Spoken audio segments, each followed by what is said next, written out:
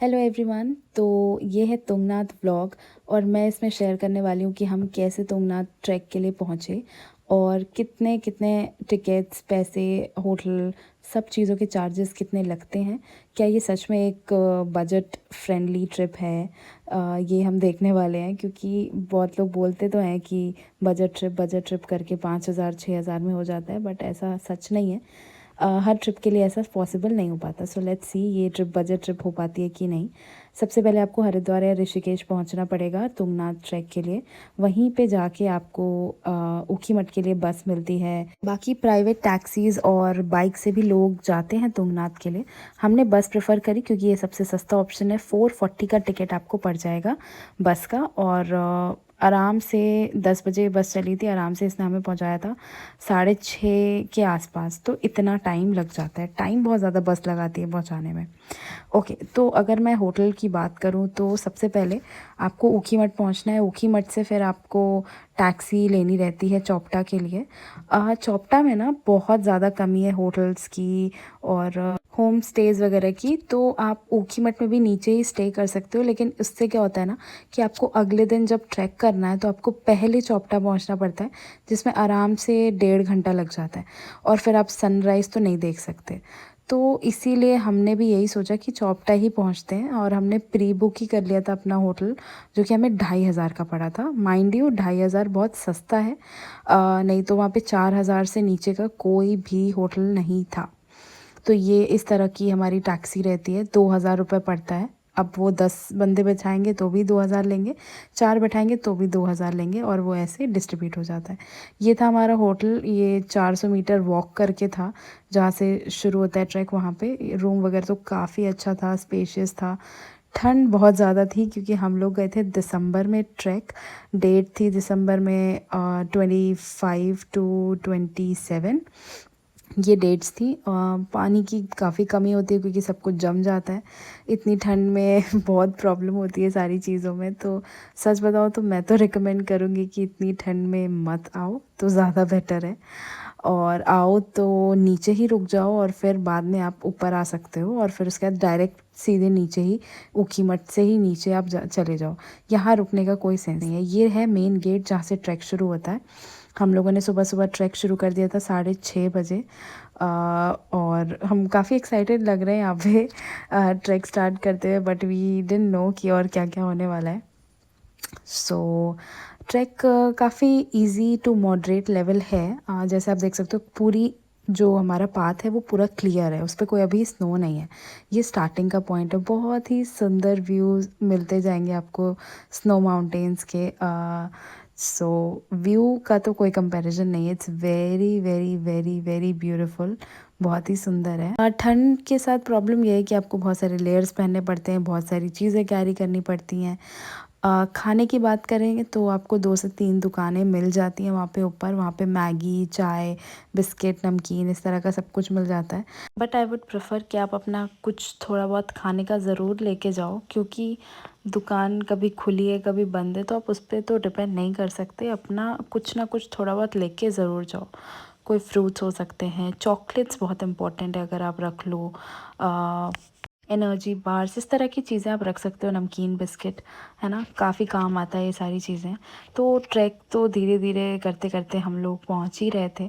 हाँ, चलते चलते चलते चलते ख़त्म ही नहीं हो रहा था, ख़त्म ही नहीं हो रहा था। जो लोग उतर रहे थे हम उनसे पूछ रहे थे और कितना बाकी है, और कितना बाकी है, और सब बोलेंगे हाँ बस पहुंचने वाले हैं, पहुंचने वाले हैं। और वो ऐसे बोलते बोलते चलते चलते इतना टाइम चलने के बाद भी हम पहुंच नहीं पाए थे। बीच बीच में व्यूज़ बहुत ही सुंदर थे। फिर स्नो वाला रास्ता भी आ चुका था तो उस पर वॉक करना थोड़ा मुश्किल हो रहा था, क्योंकि वो पुरानी स्नो थी, जिसे ब्लैक आइस बोलते हैं, और इस पर वॉक करना मुश्किल होता है, पैर बहुत फिसलता है। तो यहाँ पे मैं एक टिप ज़रूर दूंगी जो कि आपको ज़रूर ज़रूर ज़रूर फॉलो करनी चाहिए। हमारी गलतियों से सीखना चाहिए कि जूतों में स्पाइक्स ज़रूर लगवा लो अगर बर्फ़ में जा रहे हो तो।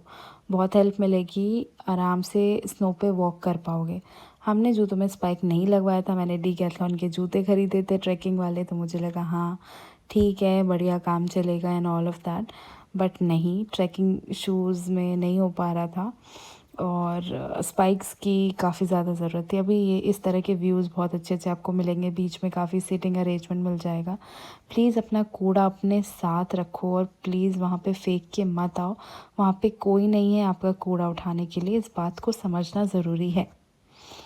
ओके, इसके बाद हम फाइनली पहुंच गए तुंगनाथ टेम्पल। यहाँ से तुंगनाथ टेम्पल ऊपर है और उस साइड जाओगे तो चंद्रशिला पीक आता है। ओके, यहाँ से सीढ़ी चढ़ के हम फाइनली पहुँच रहे हैं तुंगनाथ टेम्पल। तुंगनाथ टेम्पल इस टाइम पे बंद रहता है, तो बाहर से ही दर्शन करने होते हैं। और ये अभी तो मंदिर नहीं खुलने वाला, मंदिर मार्च अप्रैल तक ही खुलता है। तो यहाँ तक आने के बाद आपको ऐसे ही बाहर से दर्शन करने होते हैं। फिर हमने अपना छोटा सा ब्रेक किया, जो भी खाने पीने का हम लाए थे हमने थोड़ा बहुत खाया पिया। बहुत ज़्यादा खाने का मन भी नहीं होता इतना ठंड में, हाथ वगैरह इतने जम जाते हैं। और एक और टिप यहाँ पे ये है कि डीकैथलॉन के जो यहाँ पे वार्मर्स आते हैं ना, वो ज़रूर रखो। के बाद हमने ट्रैक स्टार्ट किया चंद्रशिला के लिए, लेकिन हम लोग गलत रास्ते पे चले गए। और यहाँ पे ये जो आप सर्कल देख पा रहे हो ना, यहाँ हम लोग चले गए थे, इतना गलत रास्ते पे चले गए थे भाई। फिर वापस आए, फिर चंद्रशिला के लिए जब ऊपर चढ़ने लगे तो इतना स्नोफॉल होने लगा। और वहाँ से जितने लोग वापस आ रहे थे वो सब हमें मना कर रहे थे कि ऊपर मत जाओ, और हमारे जूते भी उस लायक नहीं हैं, और जो रास्ता है वो बहुत पतला हो जाता है, तो अब वहाँ पे नहीं चढ़ पाओगे। हमने ट्राई किया लेकिन नहीं हो पा रहा था, तो हमें वापस ही आना पड़ा। स्नोफॉल बढ़ता ही जा रहा था, बढ़ता ही जा रहा था, बढ़ता ही जा रहा था, जैसे कि आप देख सकते हो। तो पहले तो बड़ा मज़ा आ रहा था, हम लोगों ने काफ़ी फ़ोटोज़ और वीडियो सब बनवा ली, लेकिन उसके बाद वो स्नोफॉल रुक नहीं रहा था। और जो रास्ते थे हमारे जाने के लिए, वो उस पे बहुत सारी स्नो होती जा रही थी और वॉक करना बहुत मुश्किल होता जा रहा था। जितना टाइम हमें चढ़ने में लगा था उससे डबल टाइम हमें एक्चुअली उतर के वापस आने में लगा। यूजुअली ट्रैक में क्या होता है कि उतरना बहुत सिंपल होता है, बट यहाँ पे बहुत ही टफ़ हो चुका था। मैं खुद 3 बार गिरी। फाइनली हम नीचे पहुँचे और हमें डायरेक्ट ऋषिकेश के लिए टैक्सी मिल गई, जो कि एक बहुत ही फॉर्चुनेट थिंग थी। लेकिन इतना जाम लगा हुआ था, बर्फ़ की वजह से कोई गाड़ियाँ नहीं जा पा रही थी।